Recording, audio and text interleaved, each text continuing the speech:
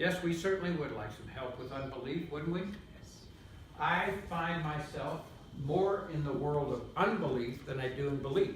I don't know about you, but it's not that it's more comfortable in the world of unbelief, but it's more normal feeling, whatever that is. Because when I'm in the world of belief, there's so many things trying to get me not to believe.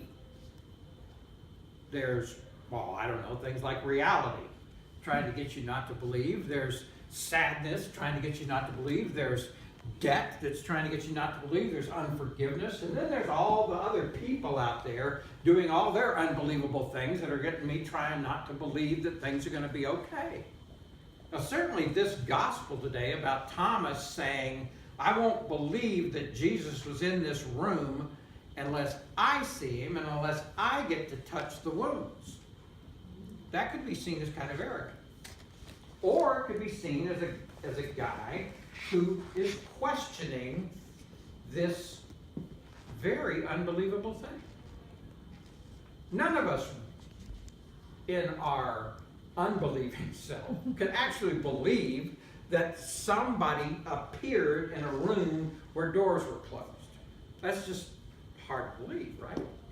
I mean, I was just a moment ago, before I raised these curtains, looking up and at the beautiful sky and the beautiful trees, and being in Seattle, sometimes that's hard to believe. It's easier to believe rain, but I looked up and I saw the contrails of a jet coming out of one of the air bases near Seattle that is a fighter jet, that is a jet that could drop death upon anybody it chose. And I had no trouble believing that was a jet and that it could drop death from above. But, you know, 100 years ago, that would have been a tall tale. Why is it easier for me in 2019 to believe something, all that I can see is the steam and gases coming off of it, to be something as horrible and amazing as a jet filled with death, than it is for me to believe that there is some kind of hope for humankind? Why is that easier to believe than hope?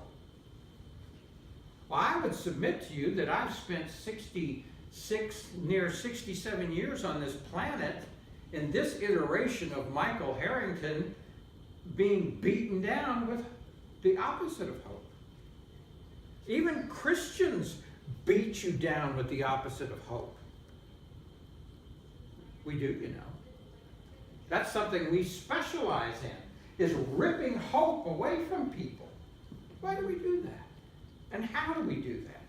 I would say the way we do it is that we get entrenched in making ourselves believe things that are not believable. Not about Jesus, but about the aftermath of all that happened 2,000 years ago. That you must believe a certain way or you can't be part of this group. And not being part of this group means you're going to hell. And hell is at the other end of the contrails of that jet dropping death upon you for forever. Is that the message of a person appearing in a room who was thought dead, who says to them, don't be afraid, peace to you, believe? And furthermore, this person who appeared in the room says, you believe because you see me.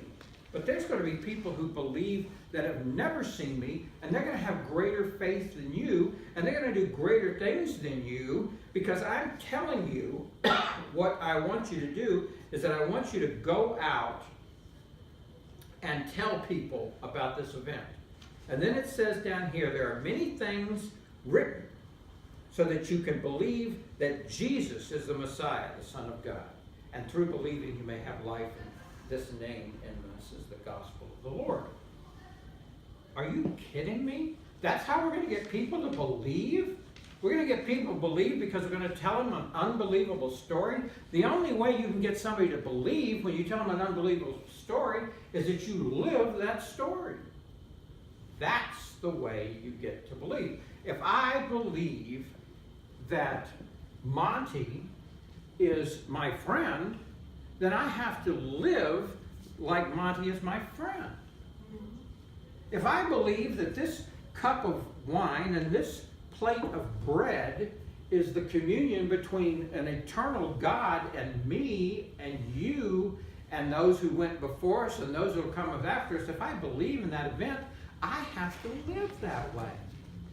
I can't just say I believe something and not live like I believe it, because the only person I'm fooling is me.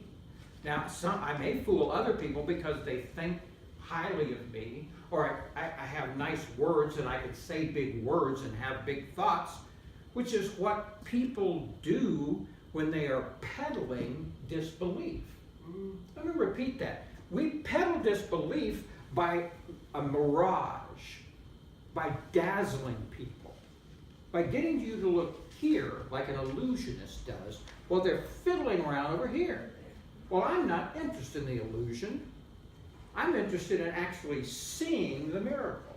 And the miracle isn't somebody showing up in a room with a door closed. The miracle is that people who have not ever seen something like that are willing to live a life of belief. And that life of belief is a belief of human kindness, a belief of peace, a belief of love, a belief of forgiveness, a belief that changes the world through love. Now that's unbelievable. As again, I would say to you, it's very believable that there are jets flying all over this planet, raining hell and death upon people. That's easy to believe, because we can see it and we can smell it and we can taste it, and it's horrific. Well, I would submit that we can also see and smell and taste the goodness that is inherent in God's people, and that all people are God's people until they turn away from being God's people.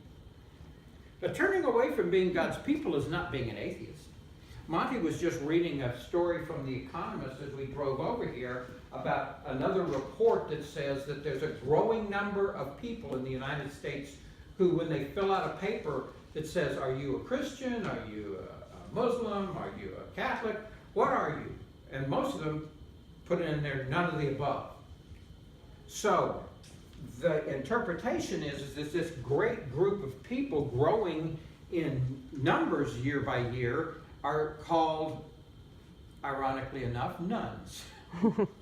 Not spelled N-U-N, because they don't have a belief system that they are signing up to. But that doesn't mean they don't believe something. Just because you don't believe in one of the big name stores doesn't mean you don't believe in a mom and pop store where you go and buy your milk. It means that they don't believe in these institutions that have risen up around these belief systems that have put forth a lie. Just as surely as the governments of this world have lied for as long as they've been entrenched in their governmental duties, and political parties have lied, and leaders of political parties have lied, and militaries have lied, the church has lied. And the lie is that you have to be a certain thing, act a certain thing, know a certain thing to get the prize. And that's a lie. The lie that covers up the truth that you don't have to believe for God to believe in you. You don't have to believe to be loved. You don't have to believe you're loved to be loved. You just need to act upon it. The reason people are perishing today is because God's awoken people are not acting upon it out of fear. Fear of others' belief. I do not need to fear their belief if I believe my belief. I do not have to fear anyone's belief if I believe my belief. And I believe something as simple as all three of the things we read today. It's interesting that in the the word from Acts that the people that just killed and crucified Jesus and so many others pointed to the disciples and said, "You are saying that man's blood is on us." Isn't that ironic? They were standing there with that man's blood all over him and said, "You said that blood's on me." Does that sound familiar in 2019? Of course it does. Everyone who slays another person or their belief or their freedom, standing there in the blood of that slaying, will then point to the people and say, "You're blaming me? Why, I could do the same to you." And then their fear and their belief is broken down.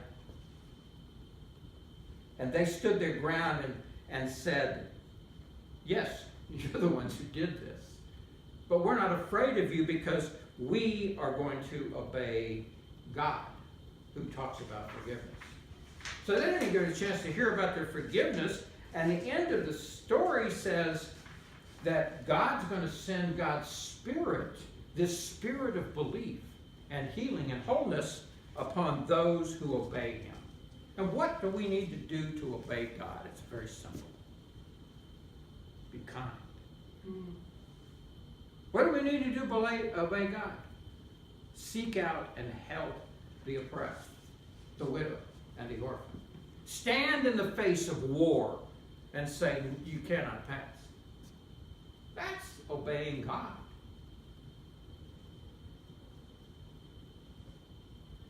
Look, He's coming in the clouds, it says here in Revelation. Well, only thing I can see coming in the clouds is that jet. I know that's coming in the clouds. I don't think we should be looking up there, but through the clouds of the unbelief. And look, He's coming in the clouds of unbelief through the believers who are not saying, "You must believe what I believe." What I believe is stronger than that. I believe that God loves you, and I'm going to prove it. I believe God loves every one of us in this room, including me.